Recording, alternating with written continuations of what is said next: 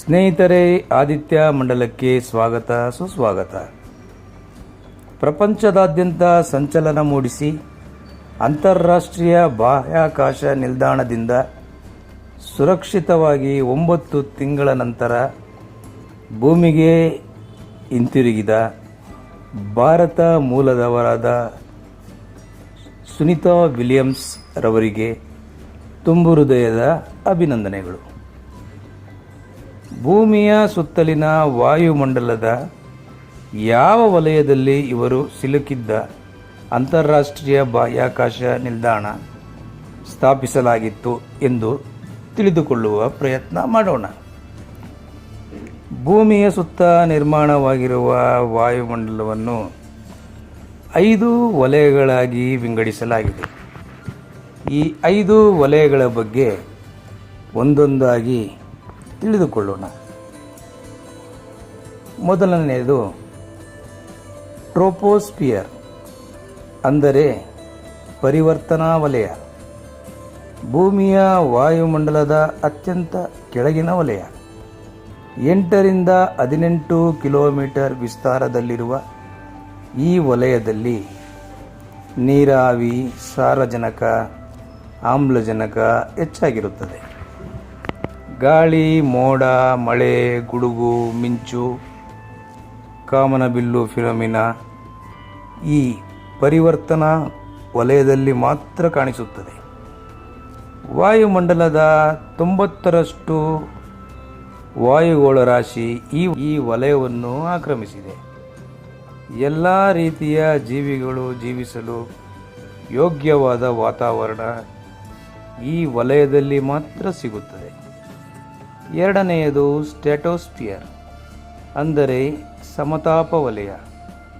ಭೂಮಿಯ ವಾಯುಮಂಡಲದ 18 ರಿಂದ 50 ಕಿಲೋಮೀಟರ್ ವರೆಗೆ ಸಮತಾಪ ವಲಯದ ಪ್ರದೇಶವಾಗಿದ್ದು, ಬೀಸುವ ಗಾಳಿ, ಮೋಡಗಳು, ಹವಾಮಾನ ವೈಪರೀತ್ಯ, ಸಿಡಿಲುಗಳು ಯಾವುದೂ ಈ ವಲಯದಲ್ಲಿ ಉದ್ಭವಿಸದೆ ವಾತಾವರಣ ಸಮತಾಪವಾಗಿರುತ್ತದೆ. ಈ ಪ್ರದೇಶದಲ್ಲಿ ವಿಮಾನಗಳನ್ನು ಸಂಚರಿಸಲು ಅನುಕೂಲಕರವಾಗಿರುತ್ತದೆ. ಈ ವಲಯ ವಾಯುಗೋಳ ಮೇಲ್ಭಾಗದ ತುದಿಯಲ್ಲಿ ಓಝೋನ್ ಪದರ ನಿರ್ಮಾಣವಾಗಿರುತ್ತದೆ. ಈ ಓಝೋನ್ ಪದರದ ಕೆಲಸವೇನೆಂದರೆ ಸೂರ್ಯನಿಂದ ಹೊರಹೊಮ್ಮುವ ನೇರಳಾತೀತ ಕಿರಣಗಳು, ಅಂದರೆ ಅಲ್ಟ್ರಾ ವೈಲೆಟ್ ರೇಸನ್ನು ಹೀರಿಕೊಳ್ಳುವುದು. ಭೂಮಿಯ ಮೇಲಿನ ಜೀವಿಗಳನ್ನು ಅಪಾಯದಿಂದ ಕಾಪಾಡುವ ರಕ್ಷಾ ಕವಚದಂತೆ ಈ ಓಝೋನ್ ಪದರ ಕಾರ್ಯನಿರ್ವಹಿಸುತ್ತದೆ. ಮೂರನೆಯದು ಮೆಸೋಸ್ಫಿಯರ್, ಅಂದರೆ ಮಧ್ಯಂತರ ವಲಯ. ಭೂಮಿಯ ವಾಯುಮಂಡಲದ 50 ರಿಂದ 85 ಕಿಲೋಮೀಟರ್ ವರೆಗೆ ಮಧ್ಯಂತರ ವಲಯ ಪ್ರದೇಶವಾಗಿದ್ದು, ಈ ವಲಯವು ವಾಯುಮಂಡಲದ ಅತ್ಯಂತ ತಂಪು ಪ್ರದೇಶವಾಗಿದ್ದು, ಇಲ್ಲಿ ಗಾಳಿ ತುಂಬ ಕಡಿಮೆ ಪ್ರಮಾಣದಲ್ಲಿ ಇರುತ್ತದೆ. ಮಂಗಳ ಮತ್ತು ಗುರು ಗ್ರಹಗಳ ನಡುವೆ ಸಂಚರಿಸುವ ಕ್ಷುದ್ರ ಗ್ರಹಗಳಿಂದ ಚದುರಿ ಭೂಮಿಯ ಕಡೆಗೆ ನುಗ್ಗುವ ಉಲ್ಕೆಗಳು ಈ ಪ್ರದೇಶದಲ್ಲಿ ಸುಟ್ಟು ಕರಕಲಾಗುತ್ತದೆ. ಇನ್ನು 4ನೆಯದು ಥರ್ಮೋಸ್ಫಿಯರ್, ಅಂದರೆ ಉಷ್ಣತಾ ವಲಯ. ಭೂಮಿಯ ವಾಯುಮಂಡಲದ 85 ರಿಂದ 500 ಕಿಲೋಮೀಟರ್ ವರೆಗೂ ಉಷ್ಣತಾ ವಲಯ ಪ್ರದೇಶವಾಗಿದ್ದು, ಈ ವಲಯವು ವಾಯುಮಂಡಲದ ಭಾಗವಾಗಿದ್ದರೂ ಕೆಳಗಿನ ವಲಯಗಳಿಗೆ ಹೋಲಿಸಿದರೆ ಗಾಳಿಯ ಸಾಂದ್ರತೆಯು ತುಂಬ ಕಡಿಮೆಯಾಗಿರುವುದರಿಂದ ಅಂತಾರಾಷ್ಟ್ರೀಯ ಬಾಹ್ಯಾಕಾಶ ನಿಲ್ದಾಣವನ್ನು ಈ ಪ್ರದೇಶದಲ್ಲಿ ಸ್ಥಾಪಿಸಲಾಗಿದೆ.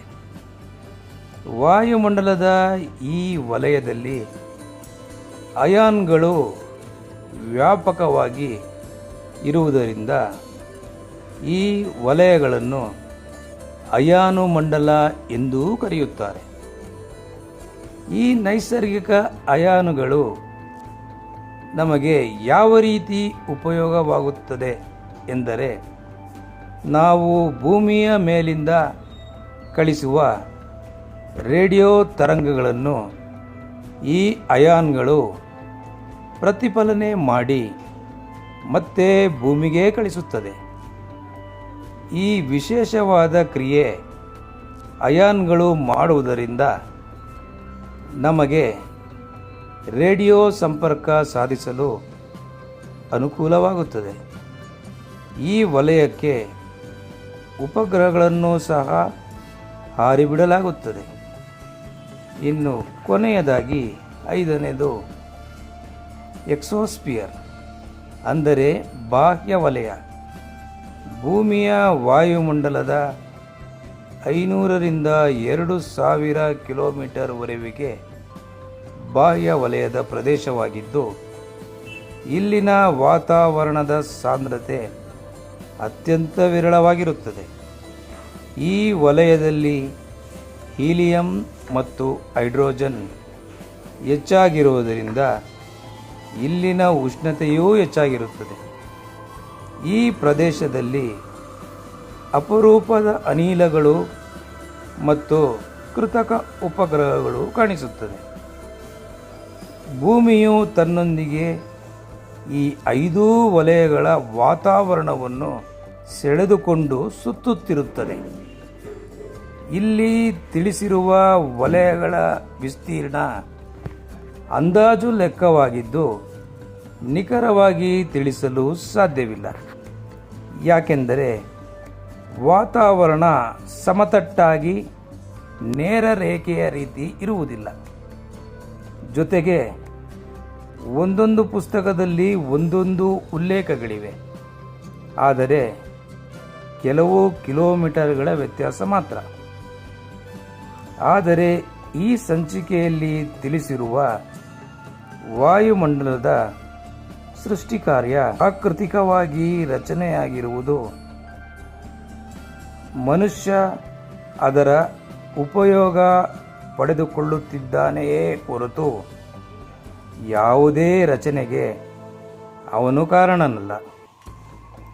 ಮಾನವ ನಿರ್ಮಿಸಲು ಸಾಧ್ಯವಾಗದ ಹಲವಾರು ವಿಸ್ಮಯಗಳನ್ನು ಜೀವಿಗಳಿಗಾಗಿ ಈ ಪ್ರಕೃತಿ ಸೃಷ್ಟಿ ಮಾಡಿದೆ.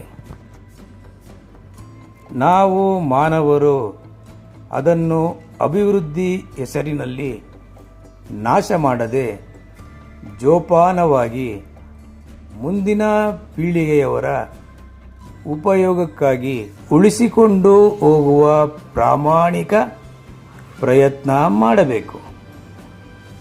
ಈ ವಿಡಿಯೋ ನಿಮಗೆ ಉಪಯುಕ್ತವಾಗಿದ್ದರೆ ಲೈಕ್ ಮಾಡಿ, ನಿಮ್ಮ ಸ್ನೇಹಿತರೊಂದಿಗೆ ಶೇರ್ ಮಾಡಿಕೊಳ್ಳಿ, ನಮ್ಮ ಚಾನಲನ್ನು ಸಬ್ಸ್ಕ್ರೈಬ್ ಮಾಡಿಕೊಳ್ಳಿ ಮತ್ತು ಮುಂದಿನ ವಿಡಿಯೋಗಳಿಗಾಗಿ ಬೆಲ್ ಐಕನ್ ಪ್ರೆಸ್ ಮಾಡಿ.